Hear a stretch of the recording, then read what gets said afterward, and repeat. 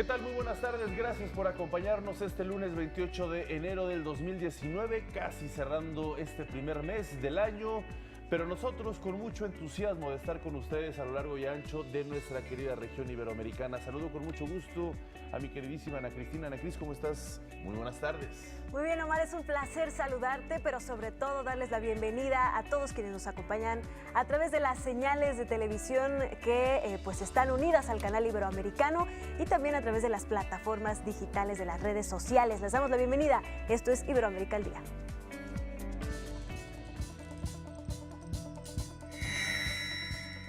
En Venezuela, el presidente Nicolás Maduro rechaza el ultimátum de la Unión Europea para realizar elecciones, mientras que la oposición convoca a nuevas marchas.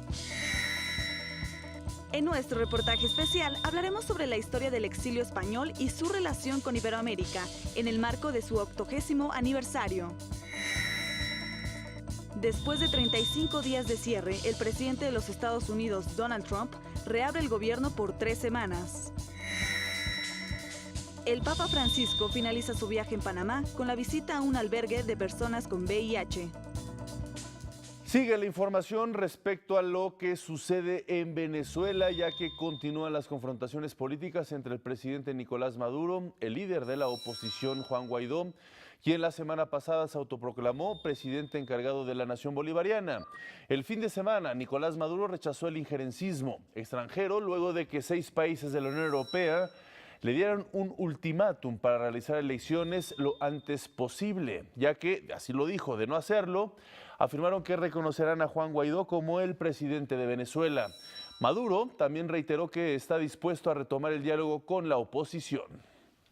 Estamos dando una batalla histórica por Venezuela, por nuestra democracia, por nuestra soberanía, por América Latina. Estamos dando una gran batalla contra el imperio norteamericano, que ha pretendido que América Latina y el Caribe es su patio trasero. Seguiré propiciando el diálogo nacional. Claro que estoy dispuesto al diálogo. Con todos, con la oposición política, con la oposición mediática. Durante una serie de ensayos militares, el presidente Nicolás Maduro pidió al ejército defender la soberanía de su país. Para garantizar la paz tenemos que prepararnos. Nadie respeta a los débiles, a los cobardes, a los traidores. Nadie. En este mundo se respeta a los valientes, a los corajudos. Se respeta el poder. Y tenemos que hacer respetar el poder de la nación venezolana con el poder militar. Por su parte, Juan Guaidó convocó a nuevas manifestaciones para exigir a las Fuerzas Armadas permitir la entrada de ayuda humanitaria al país. También ofreció una ley para otorgar amnistía a aquellos militares y funcionarios que desconozcan al gobierno de Nicolás Maduro. Tenemos 2 acciones esta semana, el miércoles y el sábado. Nos han preguntado por qué no todos los días. Estamos en un proceso en Venezuela donde también tenemos que luchar por comer, que también tenemos que luchar por nosotros sobrevivir en el día a día. Y sabemos que sin libertad tampoco podremos lograr eso. Por eso combinamos la exigencia contundente, los cabildos, las asambleas populares, el llevar información con la protesta masiva de calle. Así que el próximo miércoles. En tanto, diversas organizaciones defensoras de los derechos humanos cifran en 35 el número de muertos por las protestas en Venezuela. Y las reacciones internacionales continúan ante la situación que se vive en Venezuela. Australia e Israel se sumaron a la lista de países que apoyan a Juan Guaidó como presidente encargado de la nación bolivariana. Mientras tanto, el Papa Francisco ofreció su apoyo para mediar el conflicto en Venezuela y expresó que le asusta que haya más víctimas mortales.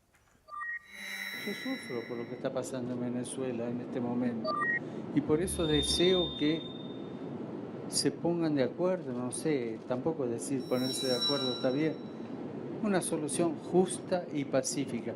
¿Qué es lo que me asusta? El derramamiento de sangre. Con un apoyo de 19 países, el Consejo de Seguridad de la ONU rechazó la propuesta de los Estados Unidos de considerar la situación de Venezuela como una amenaza de seguridad nacional.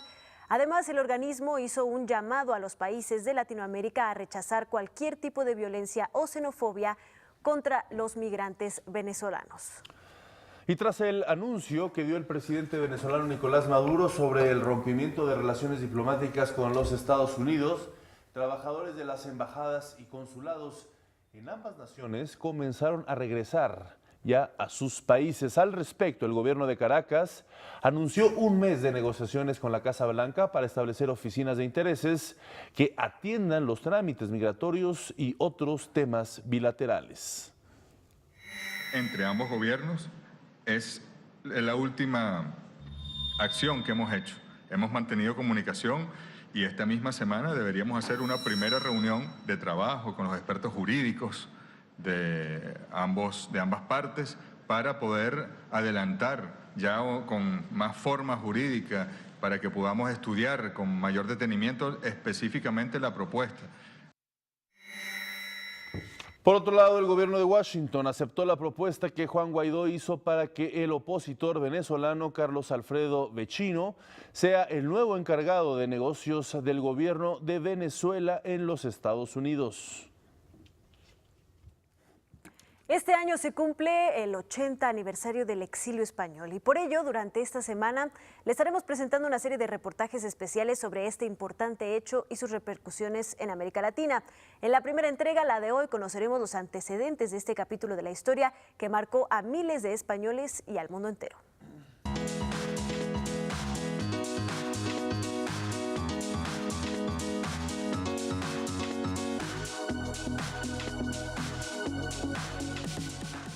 Este 2019 se cumple el 80º aniversario del exilio español republicano.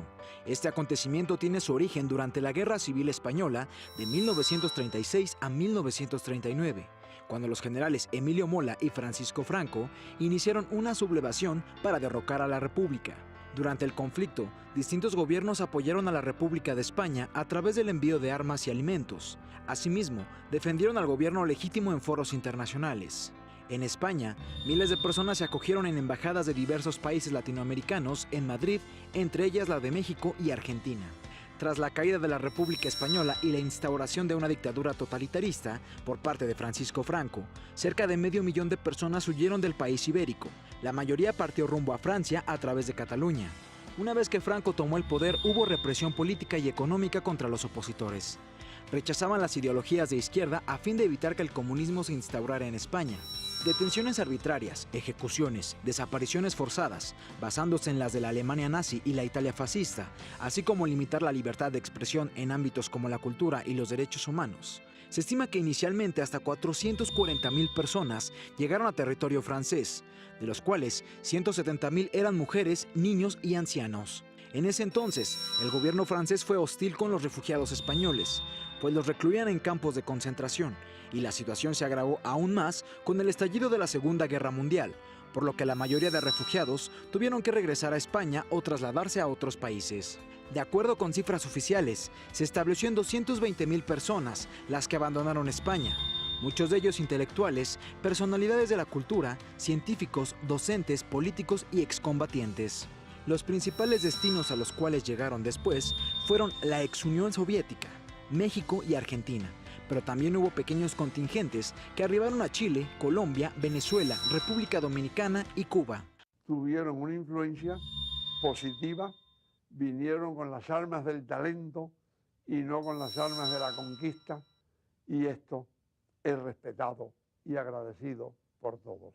México se convirtió en el primer país latinoamericano de recepción de refugiados españoles al dar asilo a cerca de 25.000 personas, seguido por Argentina, que recibió a cerca de 10.000, y por Venezuela, país al que llegaron 5.000. Llegamos el día 8 de junio, ahí nos metieron en un internado, en una escuela, Hijos del Ejército se llamaba, Hijos del Ejército número 2.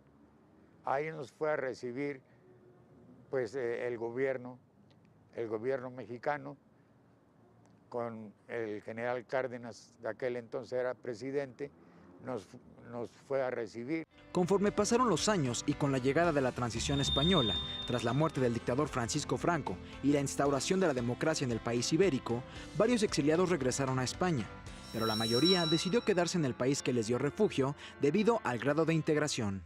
El exilio republicano es el exponente de una extraordinaria generación que, por desgracia, por desgracia, se ha perdido para España. Se ha perdido para España. Y España ha tenido que vivir ese profundo vacío. Es una generación que año tras año ha sido preparada para una gran ilusión, para una gran esperanza que se ha frustrado. Pero el exilio ha dado la oportunidad a que una parte de esa generación demuestre que en realidad eran capaces de transformar a España y para bien. Para Iberoamérica al Día, Emanuel Morales.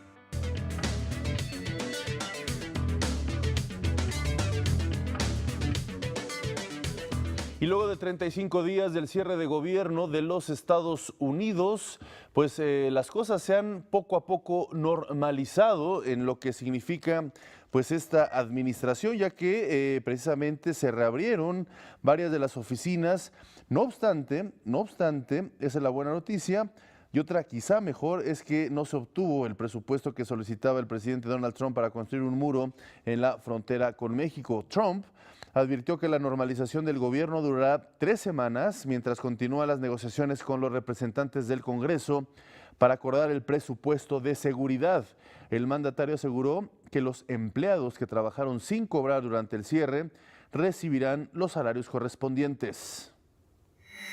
En el corto plazo, voy a firmar una resolución para abrir nuestro gobierno por 3 semanas, hasta el 15 de febrero.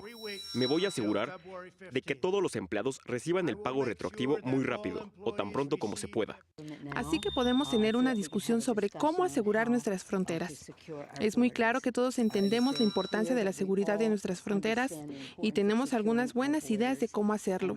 Y eso va a ser parte de la discusión cuando podamos avanzar.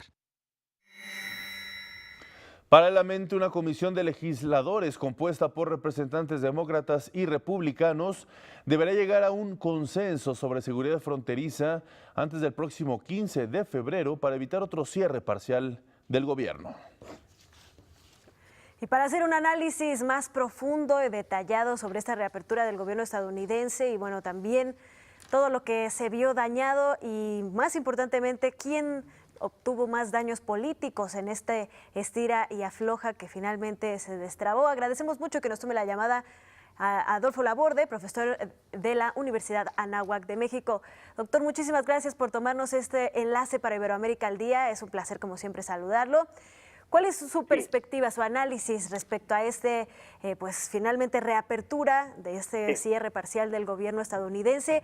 ¿Quién se dañó más políticamente, Donald Trump o los demócratas, concretamente Nancy Pelosi y su liderazgo? Sí, bueno, buenas tardes. En efecto, hay una gran cantidad de pérdidas, de bajas, por decirlo así, en términos de capital político de ambas partes, tanto de los republicanos como de los demócratas, pero si viéramos quién fue el que tuvo mayor pérdida del control político y sobre todo del proceso de negociación de estos 5.700 mil millones de dólares para la construcción del muro, pues lógicamente el señor Trump. De hecho, la semana pasada se vieron varias encuestas donde el señor Trump había bajado su popularidad y por supuesto nada le garantiza que en estos días, en estos 15, 16 días de negociación pueda obtener los recursos, por un lado. Y por otro lado, también una gran cantidad de empleados federales, pues llegaron a momentos muy duros, drásticos, a tal grado de tener que pedir ayuda pública o bien dejar de ir a trabajar por causas de este paro burocrático en los Estados Unidos. Doctor Adolfo Laborde, me da mucho gusto saludarlo. Con esto, vemos que no encuentra la salida, creo yo, por fortuna, de lo que significa la construcción del muro fronterizo. Prácticamente esta propuesta de campaña del presidente Donald Trump cada vez se desvanece más, lo cual significaría una fuerte derrota para él políticamente, por fortuna, por supuesto, rumbo a las próximas elecciones presidenciales. Sí, ha hecho hincapié en este punto, por lo mismo, lo comentas muy bien, es la plataforma para poder aspirar a una reelección en 2 años. Pero bueno, no todo está liquidado para el señor Trump. Hay que recordar que tiene una sobre la manga que se le denomina recursos extraordinarios para emergencia, y ese dinero lo puede construir. Hay otra posibilidad que ya se vio desdibujada, que es llamar al ejército, a la Guardia Nacional, para que construya lo que él denomina el muro. Pero eso es muy arriesgado, repito, porque ya hay un descontento de una gran cantidad de la población en Estados Unidos por el tema del paro gubernamental. Pero bueno, no es algo que esté fuera del horizonte, puede pasar y esperemos, como bien lo comentas tú, que no se le ocurra esto al señor Trump y ponga en jaque mate nuevamente a la administración pública y con ello a muchísimos de sus empleados. ¿Qué sigue, doctor Adolfo Laborde? ¿Qué sigue ahora que, bueno, ya de alguna forma se normalizaron? Tenemos 3 semanas, este periodo en donde, bueno, se aprueba ya el presupuesto. ¿Cuáles son los siguientes pasos políticos y a dónde ves que pueda ir el forcejeo en los próximos días?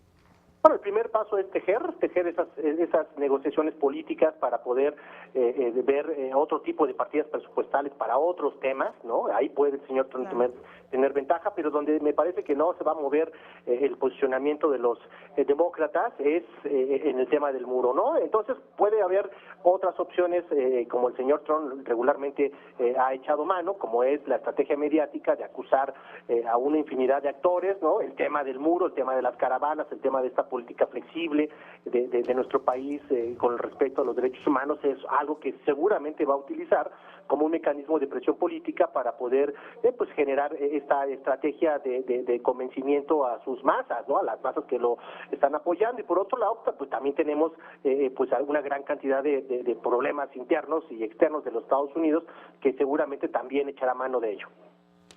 Muy bien, pues estaremos muy pendientes. Muchísimas gracias por ayudarnos a entender un poco mejor esta situación que se vive en los Estados Unidos, que se venía viviendo desde hace ya más de un mes y bueno, hacia dónde van las cosas después de esta reapertura del gobierno. Un fuerte abrazo, doctor Adolfo Laborde. Otro abrazo para usted, Cristina. Hasta luego. Gracias.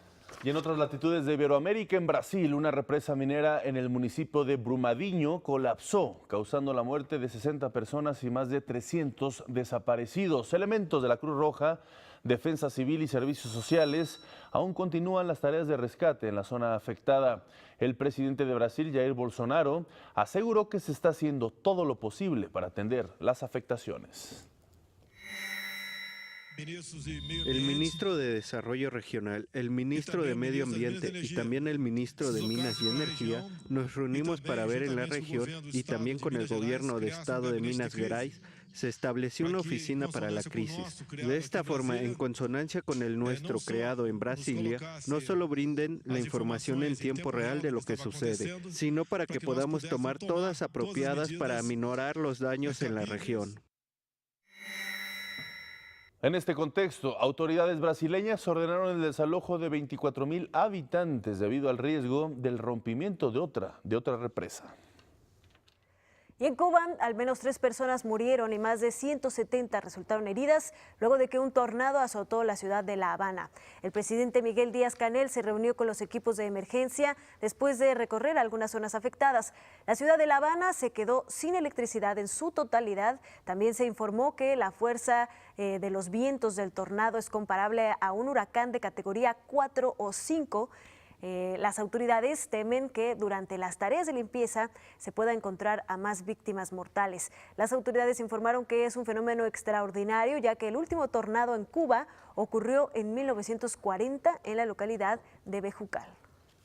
Y hoy por la mañana, Tiempo de México se dio a conocer que aumentó a 115 las cifras de víctimas fatales tras la explosión de un ducto de combustible el pasado 18 de enero en el estado de Hidalgo.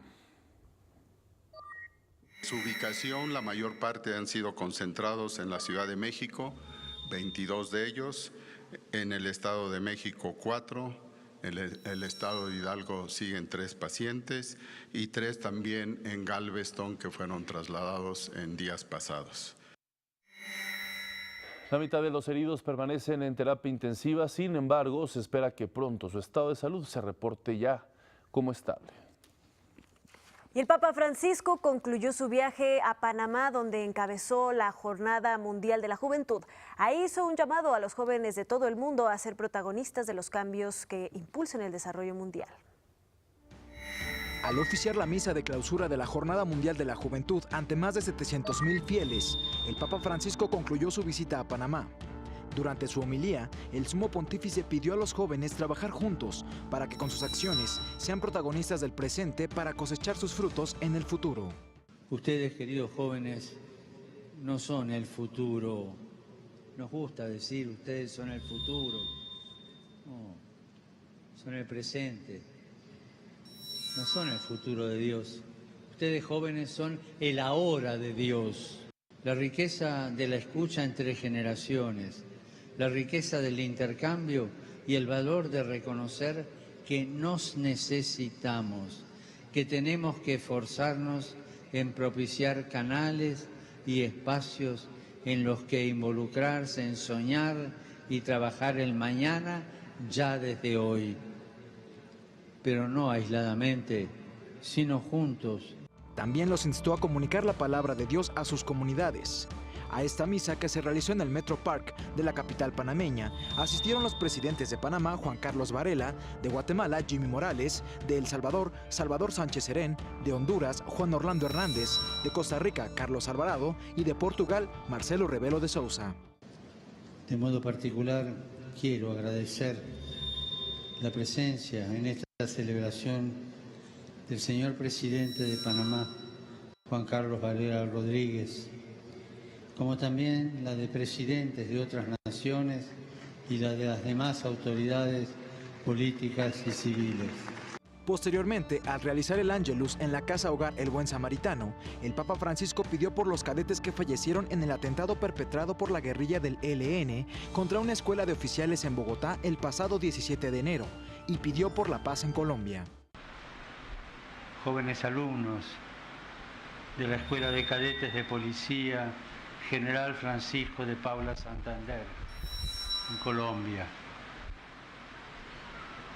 asesinados por el odio terrorista. Te pedimos, Señor, que le des su paz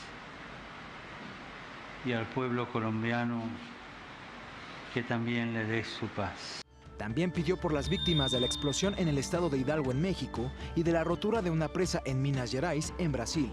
En el albergue panameño, el líder de la Iglesia Católica se reunió con niños y jóvenes que padecen VIH.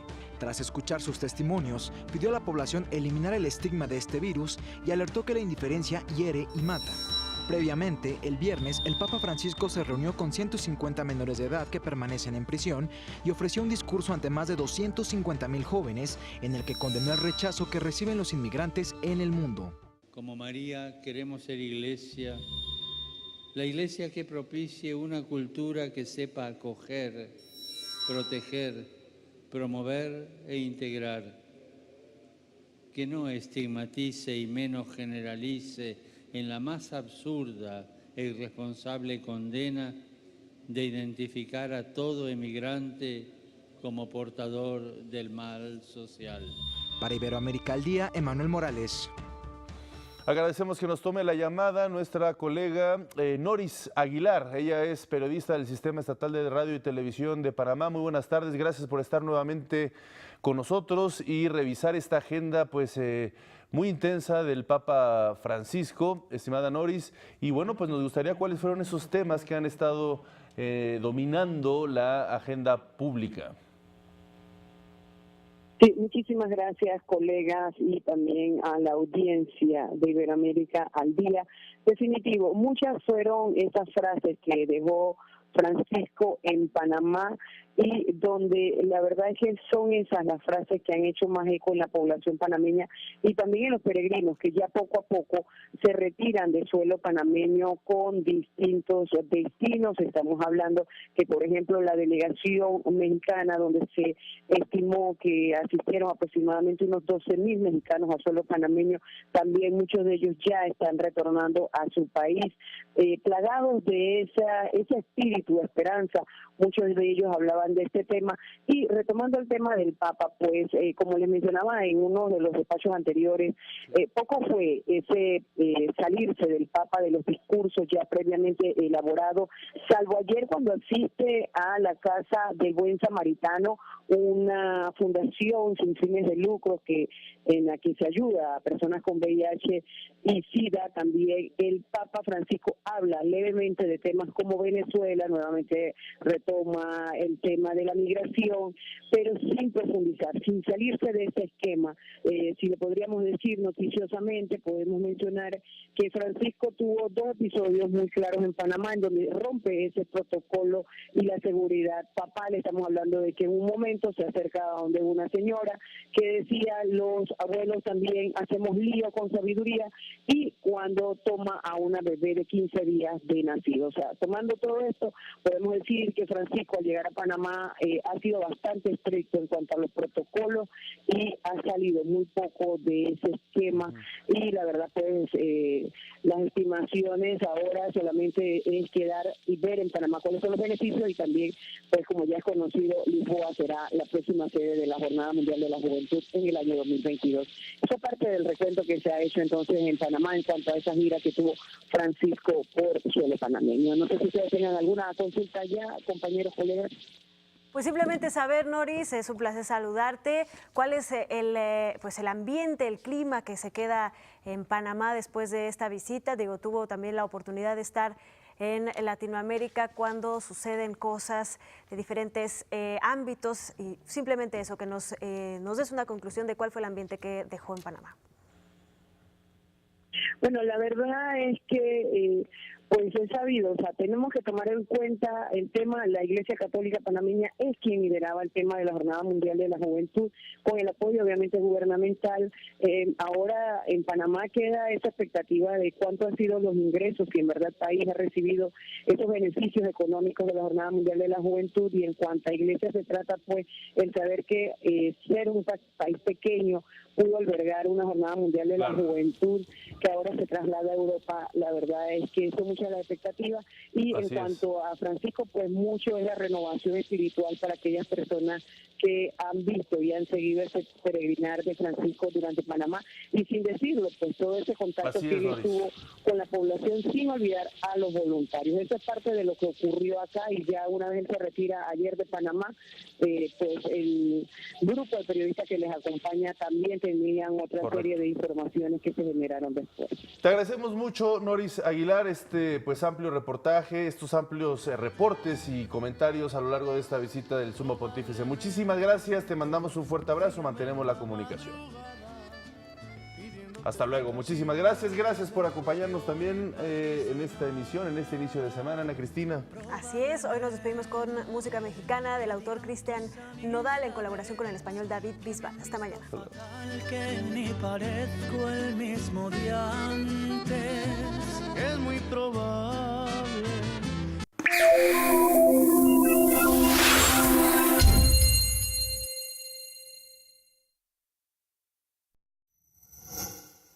Gobierno de México.